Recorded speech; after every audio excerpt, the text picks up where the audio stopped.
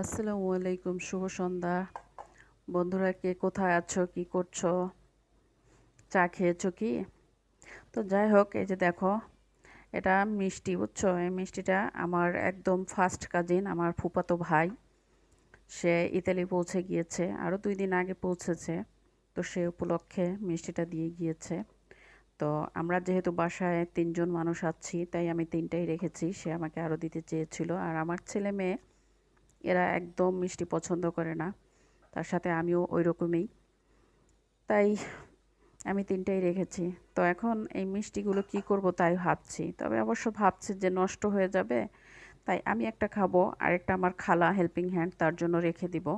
আর একটা যদি কখনো আমার ছেলে মেয়ে প্রয়োজন মনে হয়, তাদের ভালো লাগে, তো খেলেও খেতে পারে, না খেলেও না খেতে পারে। তো সেজন্যই তোমাদের সাথে একটু দেখালাম। তো ভালো থাকো, আল্লাহ হাফেজ, শুভ সন্ধ্যা।